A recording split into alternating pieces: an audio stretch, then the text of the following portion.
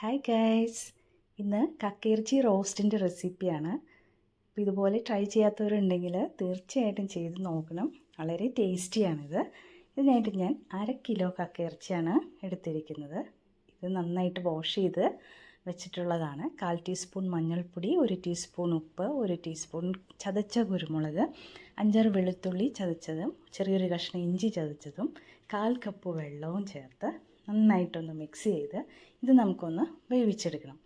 കക്കയിറച്ചി നന്നായിട്ട് ക്ലീൻ ചെയ്ത് അതിൻ്റെ വേസ്റ്റെല്ലാം കളഞ്ഞ് പല പ്രാവശ്യം കഴുകണം, ഇല്ലെങ്കിൽ അതിൽ മണ്ണുണ്ടാവും. അപ്പോൾ അങ്ങനെയെല്ലാം ക്ലീൻ ചെയ്ത് വെച്ചിട്ടുള്ളതാണ്. ഇത് അടച്ചു വെച്ച് വേവിച്ചെടുക്കുക. ഇനി ഇതിനായിട്ടൊരു മസാല ഉണ്ടാക്കിയെടുക്കണം. അതിനായി 2 ടേബിൾ സ്പൂൺ വെളിച്ചെണ്ണ ചേർത്ത് അതിലേക്ക് കുറച്ച് തേങ്ങാക്കൊത്ത് വറുത്തെടുക്കുന്നുണ്ട്. തേങ്ങാക്കൊത്ത് യെല്ലോ കളറൊന്നും ആവണ്ട, ചെറുതായിട്ടൊന്ന് വഴറ്റുമ്പോൾ തന്നെ അതിലേക്ക് നമുക്ക് 2 സവാള റഫായിട്ട് ചോപ്പ് ചെയ്തത് ചേർത്ത് കൊടുക്കാം. ഇനി ഇതിലേക്ക് കറിവേപ്പിലയും കുറച്ച് ഉപ്പും കൂടെ ചേർത്ത് ഒന്ന് വഴറ്റിയെടുക്കണം. ഇതെല്ലാം ചെറുതായിട്ടൊന്ന് വഴറ്റിയാൽ മതി. ഭയങ്കര ലൈറ്റ് യെല്ലോ കളർ അങ്ങനെയൊന്നും ആവേണ്ട ആവശ്യമില്ല. കാരണം ഇത് കക്കയിറച്ചിയുടെ കൂടെ ഇനി നമുക്ക് റോസ്റ്റ് ആവാനുള്ളതാണ്. അപ്പോൾ സവാള ഞാൻ അതുകൊണ്ട് തന്നെ റഫായിട്ടാണ് ചോപ്പ് ചെയ്തിരിക്കുന്നത്. അല്ലെങ്കിൽ സവാള ആദ്യം കരിഞ്ഞു പോകും കക്കയിറച്ചിയുടെ കൂടെ റോസ്റ്റ് ആകുമ്പോഴേക്കും. അതുകൊണ്ടാണ് വലുതായിട്ട് അരിഞ്ഞു വെച്ചിട്ടുള്ളത്. ഇനി ഇതിലേക്ക് ഇഞ്ചി വെളുത്തുള്ളി പേസ്റ്റ് 1 ടീസ്പൂൺ ചേർത്ത് കൊടുക്കുന്നുണ്ട്. ഇഞ്ചി വെളുത്തുള്ളി ചതച്ചത് നമ്മൾ ഓൾറെഡി ചേർത്തിട്ടുണ്ട് കക്കയിറച്ചി വേവിച്ചപ്പോൾ. അതുകൊണ്ട് ഇതിലേക്ക് 1 ടീസ്പൂണാണ് ചേർത്ത് കൊടുത്തത്.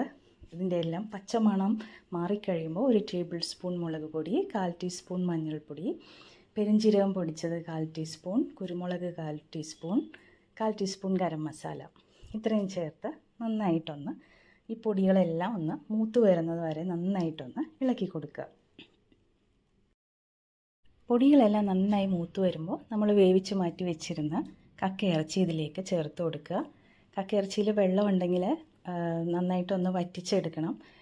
ഇപ്പോൾ ഇതിൽ അല്പം വെള്ളമുണ്ട്. അല്പം വെള്ളമാണെങ്കിൽ കുഴപ്പമില്ല, മസാല അതിലേക്കൊന്ന് പുരണ്ട് കിട്ടാനായിട്ടത് സഹായിക്കും. അപ്പോൾ ഇത് നന്നായിട്ടൊന്ന് മിക്സാക്കി എടുക്കുക. മസാലയെല്ലാം കക്കയിറച്ചിയിൽ നന്നായിട്ടൊന്ന് പിടിച്ച് കിട്ടുന്നത് വരെ നന്നായിട്ടൊന്ന് ഇളക്കിക്കൊണ്ടിരിക്കുക. അപ്പോൾ ഇതെല്ലാം നന്നായിട്ട് കക്കയിറച്ചിയിൽ മസാലയെല്ലാം നന്നായിട്ട് കോട്ടായി കഴിയുമ്പോൾ നമുക്കിതിലേക്ക് റോസ്റ്റാക്കി എടുക്കാൻ കുറച്ച് വെളിച്ചെണ്ണ ചേർത്ത് കൊടുക്കേണ്ടതുണ്ട്. അപ്പോൾ വെളിച്ചെണ്ണ ഞാൻ കുറച്ചാണ് ചേർക്കുന്നത്.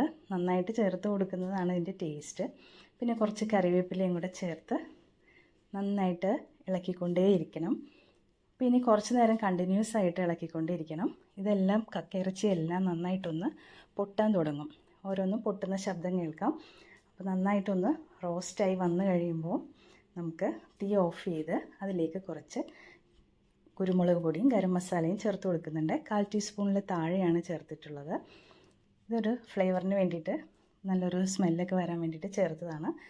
ഇത് നന്നായിട്ടൊന്ന് എല്ലാം കൂടെ ഇളക്കി യോജിപ്പിച്ചെടുക്കുക. ഇപ്പോൾ നമ്മുടെ കക്കയിറച്ചി റോസ്റ്റ് റെഡി ആയിട്ടുണ്ട്. നല്ല ടേസ്റ്റാണ്. നിങ്ങൾ ചെയ്ത് നോക്കിയിട്ട് ഫീഡ്ബാക്ക് കമൻറ്റ് ബോക്സിലൂടെ അറിയിക്കുക. Thanks for watching.